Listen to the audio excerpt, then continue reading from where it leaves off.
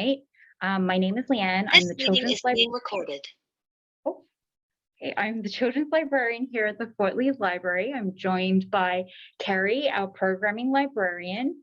We're very excited to welcome local Fort Lee resident Chef Dale as he shows us how to make dumplings in two different ways in celebration of the Lunar New Year. Now, just before we begin, a few notes. Please make sure that you have your microphone muted for the entire program. We will have a Q&A session towards the end. If you have any questions, feel free to throw them in the chat box and we will ask them on your behalf. This program will be recorded, so you'll be able to access the video after the event on our YouTube channel. All right. So Chef Dale Talde's passion for cooking began at a young age in his native Chicago, where he learned to prepare meals alongside his mother in the kitchen. The proud son of Filipino immigrants, he grew up immersed in his family's cultural heritage while also enjoying the life of a typical American kid. Dale has opened a number of restaurants in Brooklyn, Jersey City, Manhattan, and Florida, applying this distinct Asian American perspective to his food. In 2018, Dale and his wife Agnes established Food Crush Hospitality. Their most recent project is Goose Feather, a Cantonese-style restaurant in Tarrytown, New York. They plan on opening another soon-to-be-named restaurant and bar in late 2022. Beyond the restaurant scene, Dale is well known as a three-time cheftestant, fan favorite, and judge on Bravo's Top Chef. Dale has also competed and served as a judge on Chopped, Iron Chef America, Knife Fight, and Beat Bobby Flay. He's currently the host of Tastemades All Up in My Grill. In 2015, Dale released his first cookbook, Asian American, to rave reviews. We're super lucky to have 5 signed copies to give away after this program. So for your chance to win, please make sure to change your Zoom name to match your registration name. Okay, and without further ado, welcome, Chef, and Happy New Year. Okay, Fat Choi. Happy Lunar New Year, everybody. Thanks for having me. First of all, if you guys are in Fort Lee, stand up. I love it. It took a little bit of coaxing from my wife to get me out here from Brooklyn, but I love it. It's a very, from a food, I think it would be hard to find a better community with better food. I feel like Fort Lee and Powell Park, this area is some of the best. Obviously, tons of great Korean food, but I just think the stores and everything that's here, it's amazing. I don't want to leave. Yeah, let's get this thing started. So first dumpling we're gonna make today, first of all, Lunar New Year. A lot of different cultures celebrate. Grow up celebrating Lunar New Year, but I've been working in Chinese, Japanese restaurants for the better part of 15 years, and we always celebrated Lunar New Year. And a lot of that celebration revolves around money, prosperity, and wealth. I think the literal translation for Gong Hei Fat Choi is I hope you become rich, or I hope you gain wealth in the new year. So a lot of these things that we're doing here kind of either symbolize, money or luck, or if you're eating noodles, it's long life. If you're eating seeds and nuts and things like that, then you're hopefully trying to build your family and get a baby. So I've been focusing on things like dumplings because one, I love to eat them. 2, I love to make them, and I think they're just a really fun part of any kind of Asian household. And when you're celebrating, having dumplings around, while you're teaching your kids how to make dumplings, I think it's fun. So first dumpling we're gonna make is a tradition.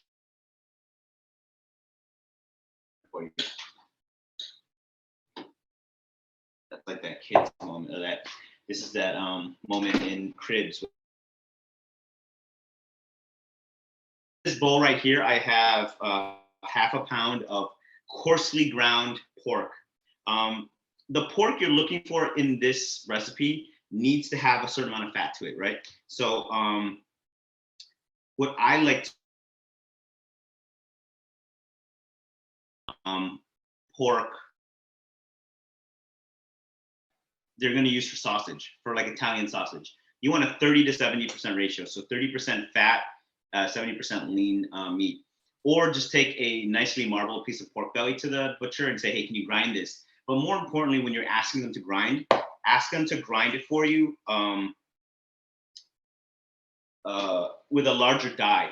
It has a better mouthfeel. You know, like when you have the finer ground meat or minced meat, it ends up becoming a little like, it doesn't come off as juicy and plump, right? So in this bowl right here is the pork. We're gonna cut up some shrimp. So this is also equal parts, this is a half a pound of shrimp. I like cutting this into, half of this I like cutting into like pieces, like 1/8 size pieces. And then the rest, I'll show you guys what I like to do, is almost like make a paste out of this. So I give it a good whack with the back of the knife, and it serves me pretty well. And it makes like this almost paste, and that's gonna keep this thing moist. And that's really what we're trying to do, is keep the filling moist and bouncy. So whenever you go to a dumpling shop, by the way, I love what they do at Soup Dumpling Plus. I think those guys really nail it. Probably my favorite dumpling shop in the area. So we're gonna give this a little bit of a mince and get that in here. We're gonna work this pretty well into, we're gonna work this into the to the pork. But we're gonna take the back of our knife and give this shrimp a little smash. A little cheat that I've also done is definitely not authentic, and none of this is authentic. I think what people are gonna look at that and say, oh, that's not how my mom made it. No, it's not. It is definitely not how your mother made it. This is definitely my take on, you know, on making dumplings. It's, and it's evolving, to be honest with you. It's not exact. I love learning and making different new types of fillings, and but this, I think this is more traditional of your pork and shrimp. I'm gonna add a touch of water to this, and don't be afraid to use water. You want a moist dumpling, and how do you get moist dumplings? By having a rich, fatty piece of meat and adding water. You just gotta make sure that it's seasoned properly. All right. So there you go. I have some water boiling here because these dumplings I like just boiled. We have 3 stalks of scallions that have been just cut into rounds.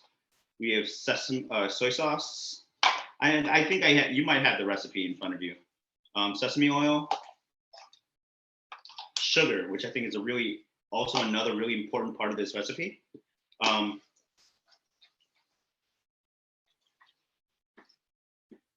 We have a touch of cornstarch. So this is what cornstarch is going to do, is going to allow you to add liquids without this thing being too runny. It's gonna also almost hydrate, so you can keep adding some liquids and some seasonings, liquid seasonings, and it not be too runny. Give me a wash in the hands. You guys have any questions? Just shout them out, or let the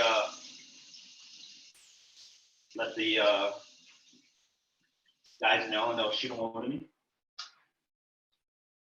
So, all right, great.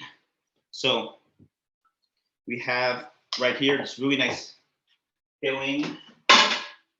What we're gonna add to this is two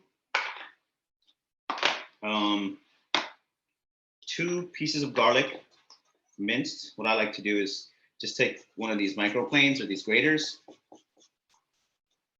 and run the garlic over this. I mean, how I like to keep garlic is, what I do is I get the peeled stuff and I put it in my freezer.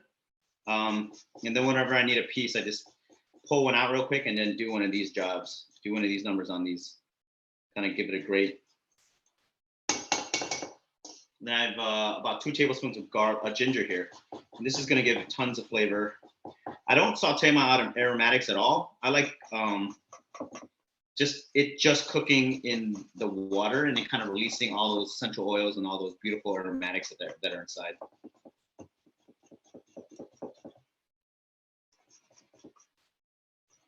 Give this a great. So what you're really looking for is almost a, it's essentially a sausage, right? It's like a filling. The filling for a dumpling is essentially a farce. You know, I mean, in culinary terms, it's along the same lines as like pate or a really great sausage. So there's your filling. I'm gonna give this another mix. Really important part here is that you taste this. So I'm gonna drop just a little bit of this into the microwave for a hot second. You're just looking for seasoning, right? You don't want to be the guy who makes, or the person who makes, 90 pieces of dumplings and then they're under seasoned.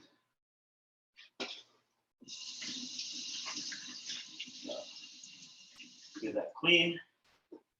Hey Dale, have you ever substituted coconut aminos for soy sauce? No, I know a lot of guys who do though. If you are you like Too much sodium. say it again? Less sodium? Too much sodium with the soy and the dipping sauce. Yeah, no, I know people who do that. I also know people who do who are staying away from gluten, and I've seen people do it that way too. But no, I've seen that, and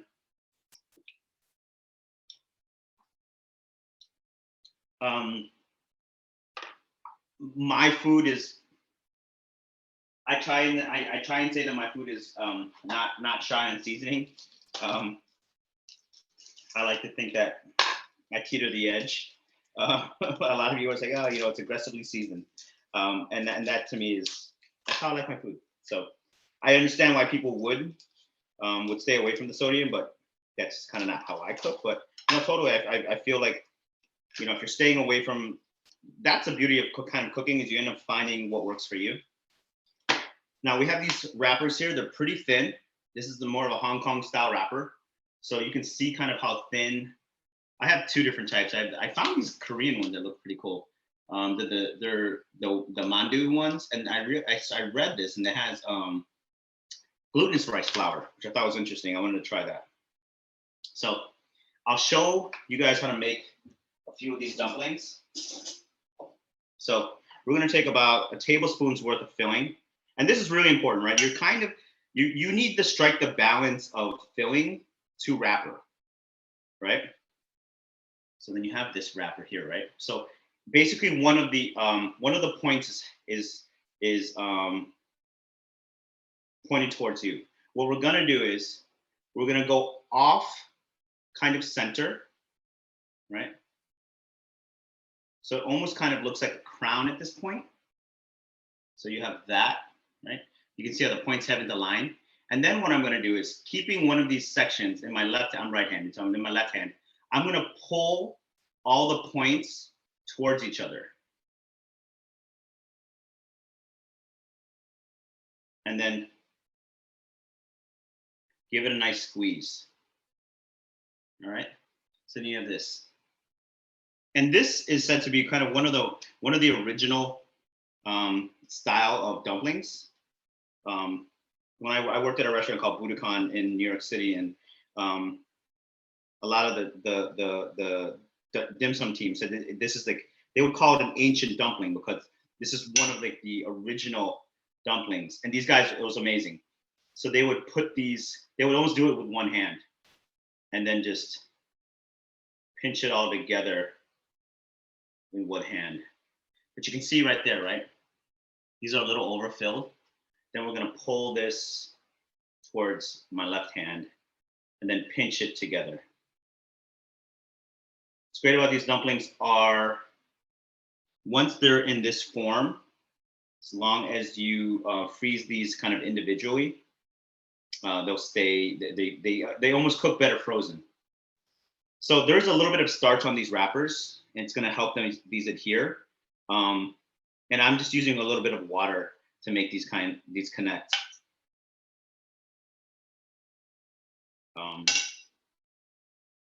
Really important that you don't know the first two. I always get like a little overzealous and stuff a little hard, and then I realize that I need to back off the filling a little bit. but it's about like a little bit less than a tablespoon, I think, in here.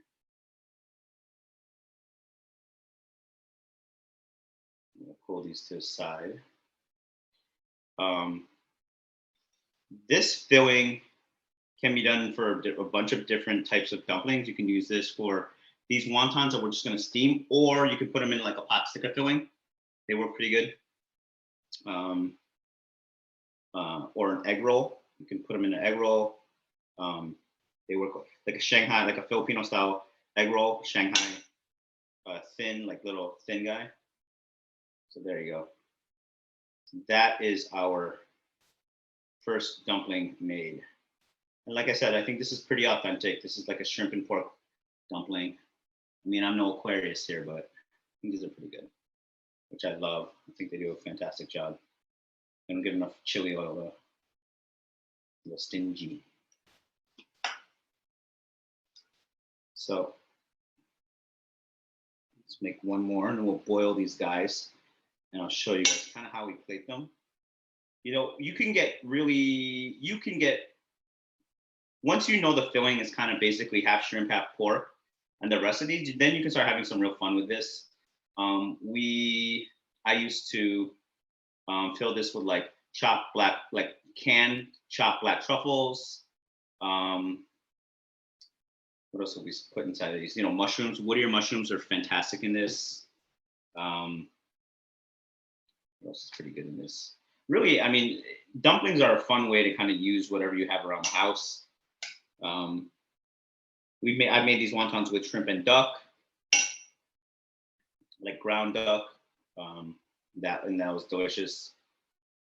But definitely, these dumplings are more meant to be, have the filling to be raw inside, as opposed to like saying like taking some pulled chicken meat and filling this with like pulled chicken meat.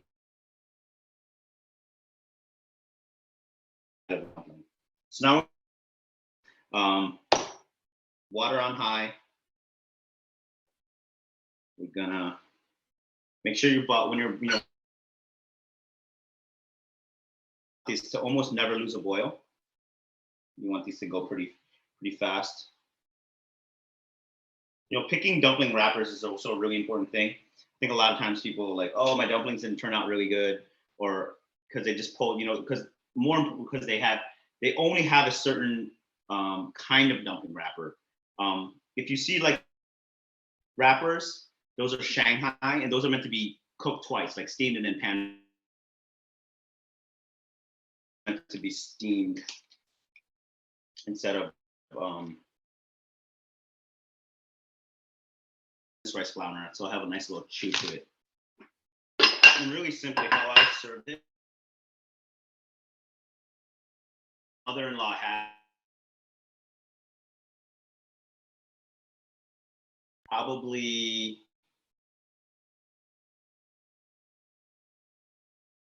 like October, and she was pouring the pepper plant out, and still had a ton of peppers. So she picked them all. She gave them to me, and all I did was in a big glass jar pour half vinegar, half soy sauce over the chilies, and then I dropped in like 3 cloves of garlic. So that's what I have here, a really nice chili. It's like a chili garlic soy with vinegar. I've done this with fish sauce as well, and it's also fantastic. But it's basically a pickling brine for your dumplings, and it's fantastic. So that is round 1. So that was our most traditional. I'll wait for these to come up to a boil, and let me get these in the back. So the burner pie. And we'll start working on the next round of dumplings. So this is really my take on a Chinese American classic, crab rangoons, except we're doing this with salmon. I love them. I don't know. I feel like it's a very polarizing dish. Some people are saying, oh, it's not authentic. And I've always kind of scoffed at authenticity. So I love these. I think they're amazing. So in this bowl, I have 8 ounces of cream cheese, and I'm just gonna mince 2 stalks of celery. And how I do that, I don't peel it. I just kind of split them in half and go at it.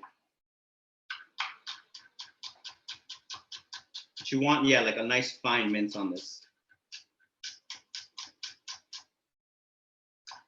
And when you know the wontons we made earlier are done is when they'll float to the top. So let's give this a check.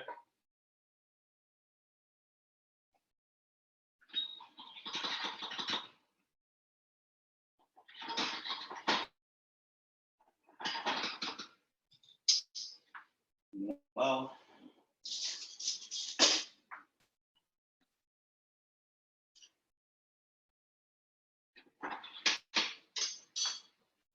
so continue to bang this out. Really, those wontons should take like 3 or 4 minutes to make. This recipe, if you have a standing mixer, also really easy in a standing mixer. It takes 1 jalapeno with or without seeds. I'm gonna do it with, I'm gonna take the seeds out, and this is how I take seeds out of a jalapeno. I cut the top, cut the middle, and then I just lay it flat and kind of take the ribs out. Just like that.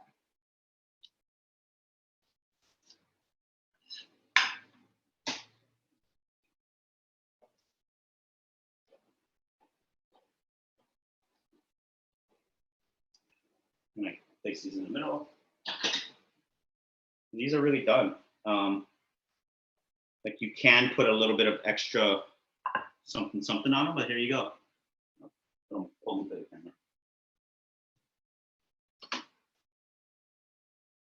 That's how I like eating these, just perfectly steamed like that. You can garnish this with a little bit of scallion. I'm not going to eat those on camera because I know that they're 1,000 degrees. Then I put the 2 jalapeno kind of sides on top of each other, and then come back and mince. If you guys have any questions, like I said, hit them up earlier, guys. I'll definitely can answer anything you guys got.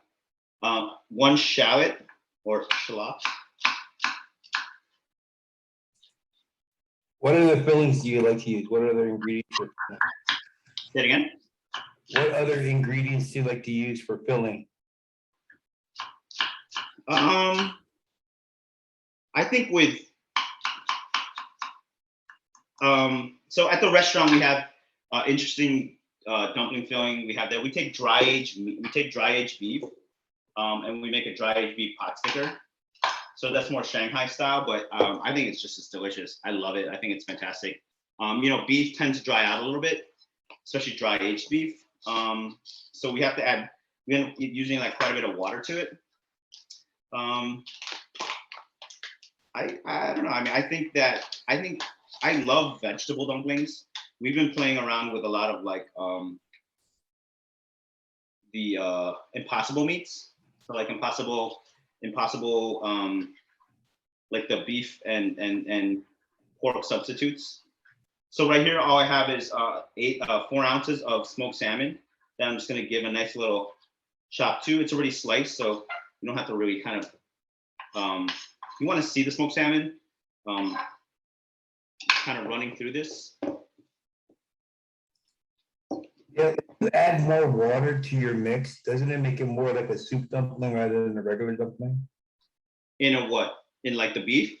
In the filling. So if you said don't be shy to use water, but if you add more water, won't that make it like too runny? No. Most meat, all meats, right, has to be, you've had to let it dry a little. So it's especially beef.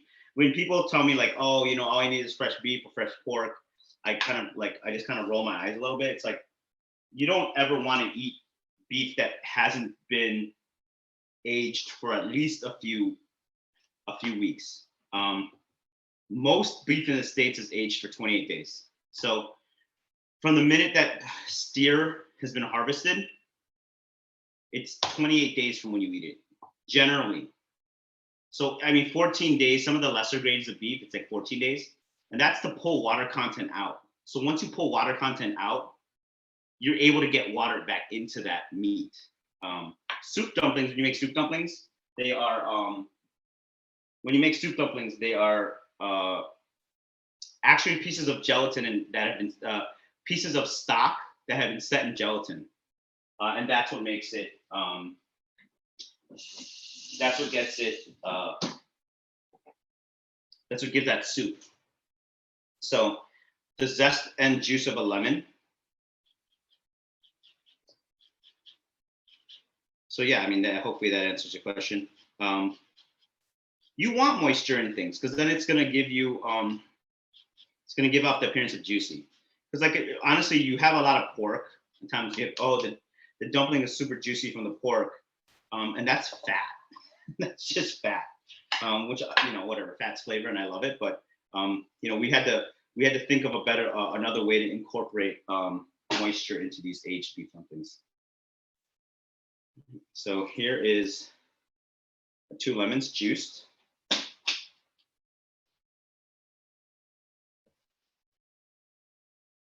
Give our station a wipe. And then what we have here is a spring roll wrapper. So these are my favorite brand. They're called TYJ. It's the only one. I think that they are. This meeting is being recorded.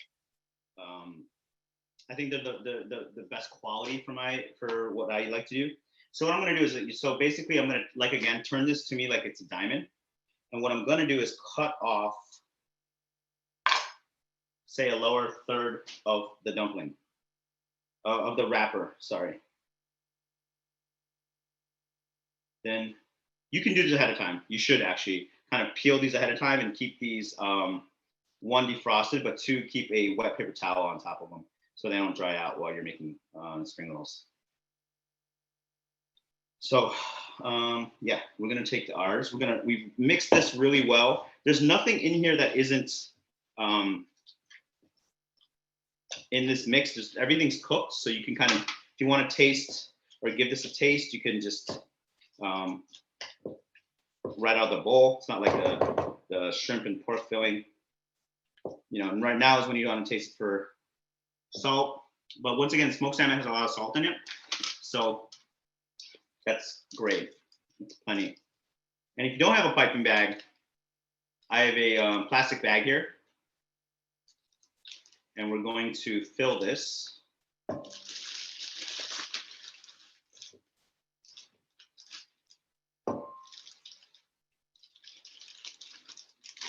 And now you have a piping bag. So what we're going to do is, basically the corner of this bag, the size that we want this spring roll to be, is the size of the hole that we're trying to make. So we're gonna give this there, and then it's basically gonna fill the, and these are in the style of like the Shanghai, Filipino style Shanghai egg rolls, even though it is more of a Rangoon. Crack an egg, and this is gonna be what seals the spring roll for us. Let me get a pan with some oil in it.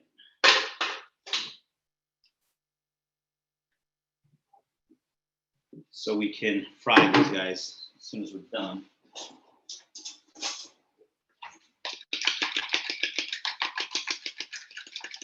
And these two are really great frozen. So once you get kind of this stage here, if you get them all lined up on like a pan and drop them in the freezer, these are gonna fry better frozen as well. It's gonna help dry out the wrapper and stay nice and crunchy. So we're gonna take this all the way around. We're gonna give this a little, sorry, I can't see that. So we're gonna pull the bottom of the egg roll forward and then pull it back to kind of give us a shape. We're gonna go roll it over once. We're going to fold over the edges, and then we're gonna continue that again. This is, and you keep on pulling tight because then you want a nice like Nice tight spring roll. There you go. A little lopsided, they need some practice. But these, when you fry them up, they're gonna look like these beautiful gold bricks. And once again, Chinese New Year, prosperity, that's what we're looking for. These beautiful golden brown bricks. Everything inside here is already cooked, so you don't need to worry about, is the filling going to be cooked or not.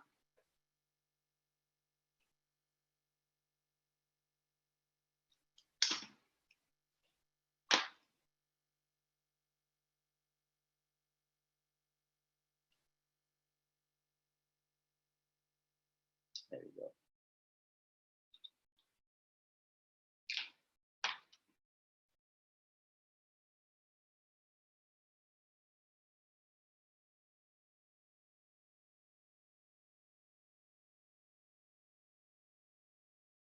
There you go. It's beautiful.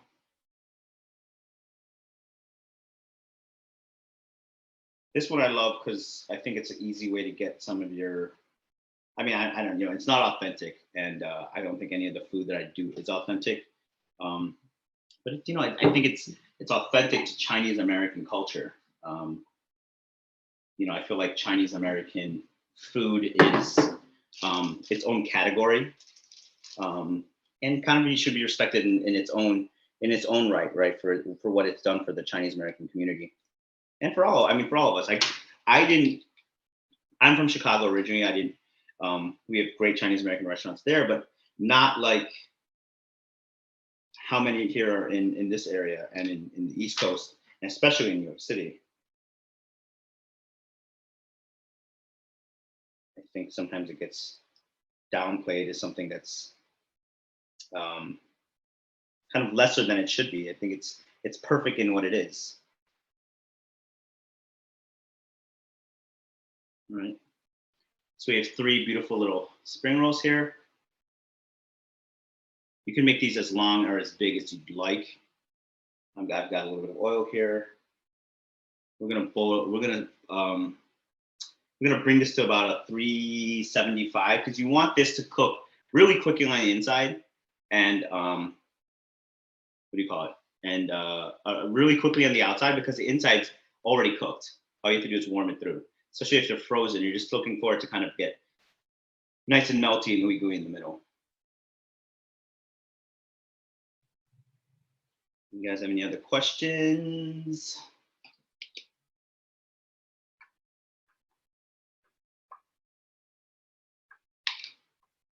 Yeah. So no crab in crab Rangoon, huh? This is a smoked salmon one. You definitely no. I mean, it's always imitation crab meat, which I'm okay with in a crab Rangoon. But I mean, listen, a really luxurious version of this is mascarpone and lump crab meat. I mean, that's like a really luxurious version of that. And I've been in that sounds good. Yeah, I worked in a restaurant that did that. And it was fantastic. It wasn't, your average, but it was equally delicious. But if you fry that cream cheese at room temperature, won't that cream cheese leak out? Yeah, if you don't cook it at a high enough temperature. But we're gonna cook these pretty hot and fast. Yeah, obviously, when you do make these, you want to put these in the fridge for a second, possibly freeze them, and then they'll be perfect. After that. And what I love, the sauce I love serving these with is sweet chili sauce. Like, I think they're fantastic with sweet chili sauce.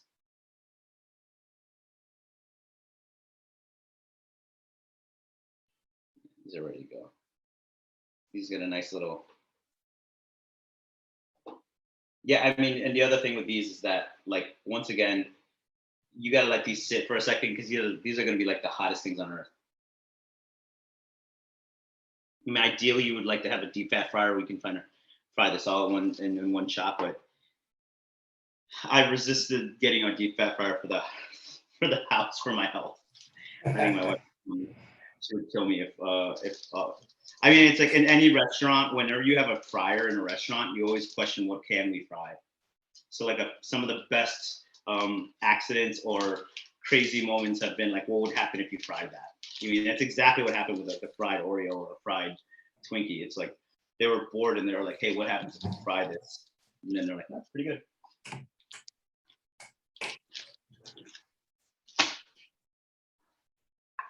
Do you have any tips for figuring out how to know like when the oil is just right without using a thermometer? Wooden spoon. Mhm. You know, wooden spoon, it starts to bubble. When you take the back of a wooden spoon or something like this, and it starts to bubble, then you're pretty good. Nice. Sorry guys, this is like, these like Rochelle burners are like the worst. They're like very temperamental. So this is, I think, running a little low on heat, but I'm gonna crank the heat up on this to get this all cooked, and then they'll be ready for you guys to come and check out. And I'd love for you guys to visit the restaurant, Goose Feather, in Tarrytown, New York. We're open like 6 days a week, Tuesday through Sunday, and yeah, we're inside. We're inside only right now, but in the summertime we have this really beautiful outside backyard, and we're doing like what we're calling a rum bar in summer. It should be pretty fun.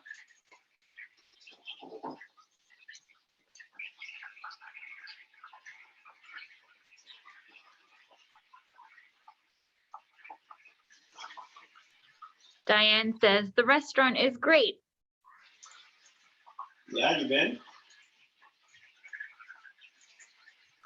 I appreciate it, guys. You know, restaurants are going through a tough time right now, and as everyone knows, everyone's kind of going through a tough time right now, but especially restaurants. So support, come out to eat, have fun, tip well, tip 30-40%. It really help. It really helped the staff, especially because we've had to close. We've had to close so many times, but yeah. And if you'd like a reservation, hit me up. My Instagram is just Dale Talde on social, and just DM me, and I'll say that you're a part of this, the Fort Lee Public Library New Year's or Lunar New Year dumpling class, and I'd love to have you. Okay.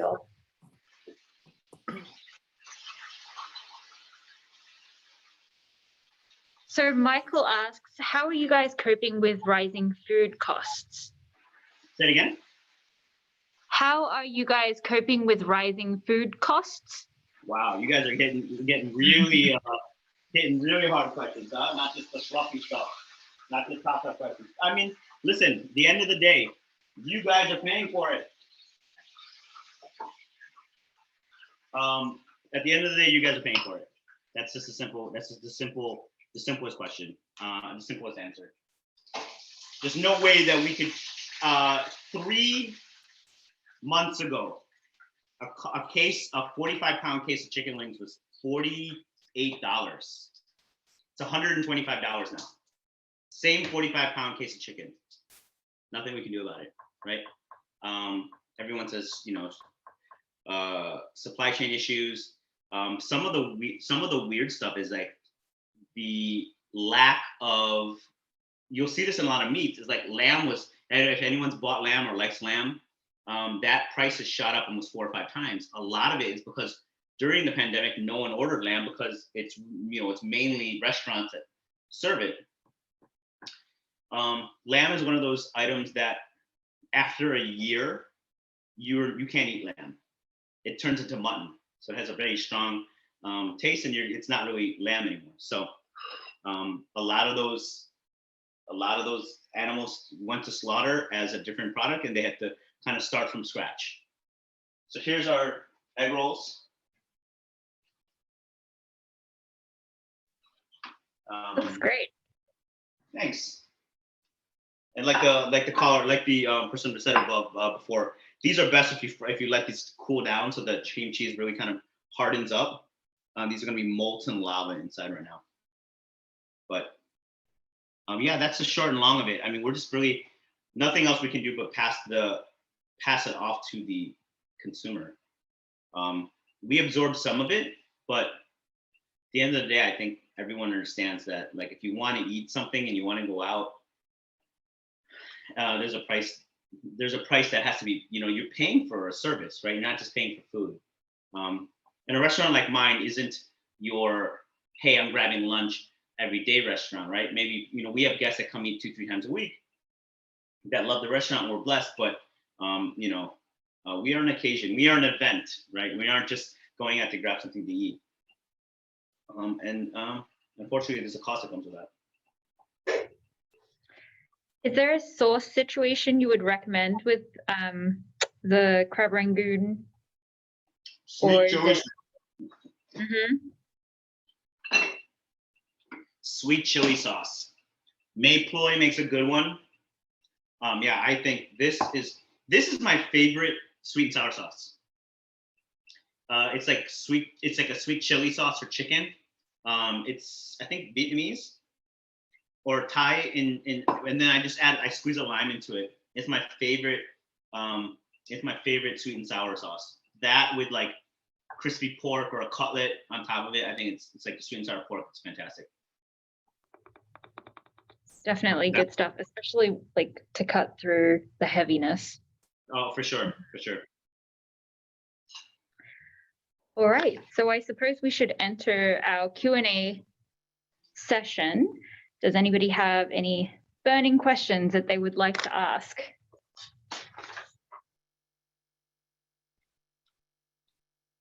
Lana says, who has the highest spicy tolerance between yourself, Tom, and Padma? Padma. Not even- If you eat Indian food, you'll know. Indian, Pakistani, Bangladesh, I don't think anyone comes close to how spicy that culture loves their food. I don't think there's a second. Szechuan doesn't bat an eye to it. It's a different spice. When you're using real ghost chilies in your food, and that's like, it's just normal. We used to work with a bunch of, I used to work with a crew of Bangladesh runners, and we grew pots and plants outside in Brooklyn, and they planted a couple ghost chilies inside and the guy who takes care of them was like, hey man, someone planted some ghost chilies in here and they're actually fruiting. I knew it was the Bangladesh guys. They're like, chef, can you put this in family meal? And I'm like, no one can eat it. They would pick it straight off the plant and eat it alongside their meals. I mean, eat it like literally take the chili, take a bite, and then eat some rice and whatever we had, and then keep on repeating. It's not even close. That's incredible. Michael asks, how many restaurants do you currently have and what's on the horizon for you? And on that note, is there anything you can tell us about this restaurant and bar that's coming up? Yeah, I have currently one restaurant right now. It's just Goose Feather. We had a bunch, and then I dissolved the group with my old partners, and we just have Goose Feather right now. And I can't. The timing couldn't have been more fantastic, especially with what we've been dealing with for this past year. My focus has all been on this, and having a growing family. But the new restaurant and bar will be in LaGuardia. It will be around 30-seat bar. It will be dumpling and noodle focused, but it will be in LaGuardia. So it's in a new Terminal B. I think they call it the Head House, and that's what we're working on right now. So fun stuff. Hopefully, it was supposed to open last year. Obviously, they froze the project for good reason, and now we're kind of full steam ahead with trying to get this thing open before 23. So hopefully in the third or fourth quarter. And then to be honest with you, we're just like, a lot of my focus is on the other stuff outside of restaurants. While I love restaurants, they're just so hard on a family. So I'm just trying to find other ways to be still in food and not having to be kind of tethered to a restaurant. Though I love them and I love my restaurant. I feel like one or two is great. But there's a lot of ways to still be in food and not be cooking every day or being in a restaurant. Absolutely. So Jess would like to know, what was it like filming Top Chef during the pandemic? I'll tell you, I've never seen a tighter crew as far as you're forced to be around each other. Like not just us as judges and the contestants, but the camera guys, the sound guys, our team, everybody that was part of that shoot had to be around because we were quarantined in one hotel in Portland. So we were legit on top of each other for so long. It's never been done before, and hopefully it never needs to be. But like, we were in the same building as contestants. So like one day I was telling the story that this one woman got kicked off, and I think I was one of the judges on the panel, and she was going out for a cigarette in the morning, the night after she got kicked off. When you get kicked off, it's not like, hey, goodbye. You get interviewed for about 3 or 4 hours about your whole experience. So I'm sure she's super tired. I'm tired. I woke up. I went to go get a cup of coffee, and she is mean mugging me on her way out to go have a cigarette. And I was like, "Yo, I was one of 4 judges there. It wasn't just me. I mean, I was like, hey, you made a mistake. It wasn't good. Like you made a mistake, and it just happened to be you that ran into a date." And that's the thing with Top Chef, is that a lot of times the person that got sent home isn't the worst judge. It's just the worst, or isn't the worst chef. It's the worst person on that day, right? So people say, oh, they did so well at the beginning of the season. It's not cumulative. It's only on that day if that person did well or not. So that's a lot of times that's what happens, is that they get caught and they run into a day where no one else messes up. They run into a juggernaut of a crew of guys who just nail all their dishes. And then we're splitting hairs on who went home. And it's really just then on our personal taste and preference and fighting for that person. And this person, her name was Sarah from last season, who I honestly had her to win. I looked at her resume. I tasted her food in the beginning of the season. I was like, she's going to win. Her or this person are going to win. Her or Gabe. I think those two are going to win. And when she got kicked off in Restaurant Wars, I was like, yo, she bit off more than they can chew, and she kind of ran into a juggernaut of people that didn't mess up as bad as she had messed up. So that was kind of the part of filming during a pandemic that was just crazy. Is and you will see that last season in season 18, those chefs are the tightest crew of chefs you've ever seen. I have never seen chefs and know of other seasons where these people were as close as they were. They're really close. They're all friends. Or like my season, 18, 19 different personalities. You can't be friends with everybody. There's some people where you're like, that person seriously annoys me. But that season, people were like really tight. They're like super, super friends and super tight. So it was cool. And it was cool in that respect. But I hope those guys don't ever have to go through it again. Yeah, it did seem to really shine through in those episodes as well, that like they really seem to have that bond, which is fantastic. We have a bond, man. They really genuinely like each other. Where like some of us are just like ha ha ha, and then literally never click on their the most you interact with someone is click a like on their Instagram, and that's it. For like the existence. Right. Yeah, so Evan would like to know, he says, I know you've already mentioned Soup Dumpling Plus, but what are some of your other favorite restaurants around Fort Lee? I love that question because I think there's so many. I love 1080 Taste. I think that they do a good job. I think they're very value driven. I love Tio's Taco. Is it Tio's Tacos down on Bergen Boulevard? I think their tacos are okay. I think that where they excel are their tortas. I think you get their Milanese, chicken Milanese with the chicken Milanese torta. And split it with a friend, or else you will not like yourself. Enzo's, I love that place. I think they got good subs.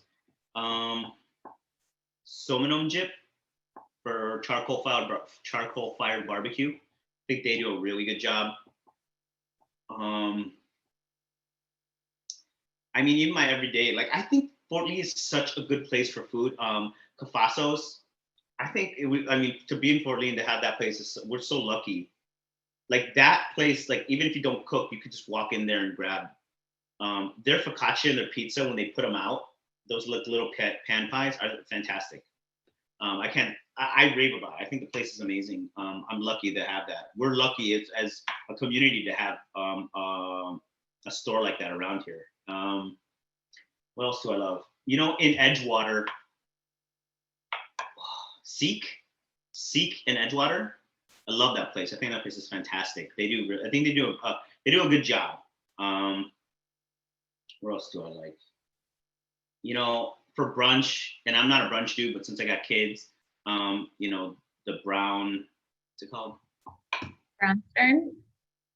Yeah, the brownstone. I know it's like really popular. I know everyone goes there, but I think, you know, one, they do it right, which is they crush you with portions, and it's just like kind of gross, but it's, you know, it's good. It's kind of like over the top. Baggio's for pizza. I think they got good thin crust pizza. Where else? My wife has all these Korean places that I can't pronounce, but by the bridge, there's a place that does this kalbijim that's amazing. So if you like soft braised,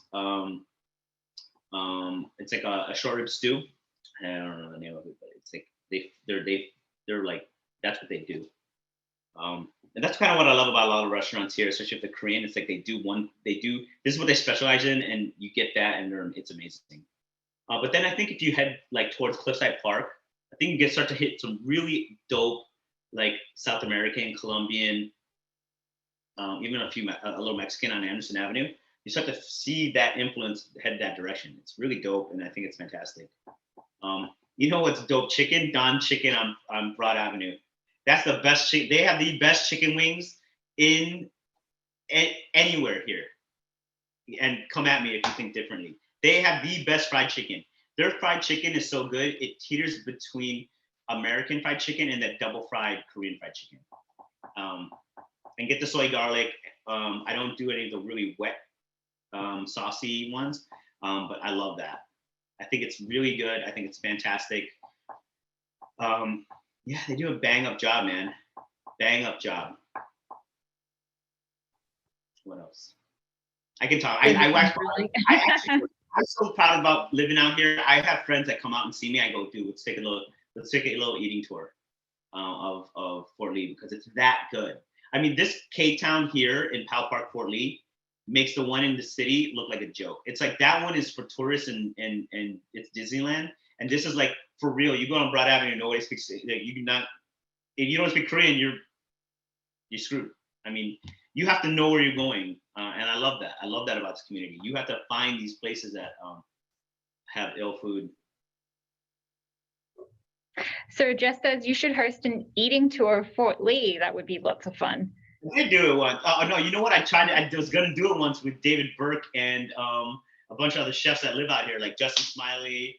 There's a bunch of chefs that all kick it out here, and I was like, for some reason I couldn't make. I think it was right before the pandemic, and I could not make it. But I would love to. I mean, I love this. I love the food out here. I think the food out here is fantastic. A lot of great Korean food, but the Italian American and Mexican, it's fantastic. That would be awesome. So just two last questions. Alex says, have you ever been to Fort Lee's Lunar New Year celebration that the library hosts? Isn't that? No. Right, we are currently part of one. No, I don't know. Oh. I'm almost, honestly, guys, we are doing Lunar New Year specials at the restaurant right now. I should be with my guys, but I'm here with you. So I'm taking a little time away to kind of get back to the community. I'll be there tomorrow, as I think Lunar New Year runs for 15 days, I think. So we'll be celebrating it for the next few days. But I don't know. It's really that chef life, right? It's like, I'm at the restaurant a lot. Trying to find a way not to, but I am there a lot. I'm there 4 to 5 nights a week. With a kid, with a newborn, with a 11-week-old, I've been there. I've been there like Thursday, Friday, Saturdays to give my wife some help. But otherwise, I'm there all the time. I mean, I work a lot. So I don't really get to enjoy these as much as I can. When we do celebrate Lunar New Year with my in-laws, it's on Sunday when their dry cleaners close. They have a dry cleaner in Hawthorne, so we go see them on their day off and celebrate, eat some rice cake soup, which I am not the biggest fan of, but you gotta do it. Yeah. Thank you so much for being here. Oh, one last question. Where do you shop for your Asian ingredients? I go to 99 Ranch. Is that in Hackensack? I go to Yeah. 99. When I'm getting Chinese and Filipino stuff, I go to 99 Ranch. I think they got a really great mix. I think Food Bazaar does a good job when it comes to like different styles or different other Asian goods. I think Hanam is the best for fish. I think their seafood department is the best seafood department in this area. Then I would say is Food Bazaar. I think that their seafood is fantastic. I think Food Bazaar's meat section is better than Hanam's when it comes to beef. And I think the dry goods at 99 Ranch you can't beat the area. 99 Ranch has the widest selection of different types of, when you go to Hanam, it's just Korean food. When you go to World Food Bazaar, it's kind of a mix. But when you get to a 99 Ranch, they kind of span. They have a lot of like Chinese. They'll have some Thai. They have a ton of Filipino things, which I love. But I don't love their fish department, except for their 99 Ranch has where they'll fry something for you or they'll steam it for you. So if I'm getting live Dungeness crab, that's my hack. Anything Dungeness crab or lobster, if I get it, I tell them, hey, cook the Dungeness crab for 10 minutes, cook the lobsters for 8 minutes. And they're like, oh, it's not done yet. I go, I don't need it to be done. I don't need you to cook. I need you to cook it all the way. I'll finish the rest of it. So that's my tip is what I do is I go there, or even Hanam, what I'll go is I'll have them cook it for me. And then there's that chipped ice on the side. I'll take a bag and throw what's cooked inside that ice. So it stops the cooking process. And then I can go home and kind of do what I need to do with it. And they've saved me like 2 or 3 pots to clean, a mess in the kitchen. It's already done. That's why I always do that. I always rock that. But you have to be on it. Like you have to have that timer to watch what they're doing. The minute they put it in the steamer, boom. Hey man, 7 minutes. And even do a little less so they don't overcook your seafood. So I've always done that with those. That's definitely a really good time-saving tip for sure. Sir, thank you so much for joining us today and showing us these great recipes and sharing some of your tips. Happy New Year again. Don't hit that joy. Yes. All rich. Everybody. Yes. Money.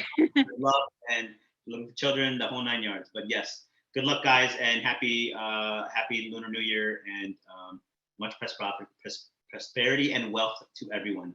Thanks for having me, guys. Take care. Bye, everyone. Thanks for joining. Thank you.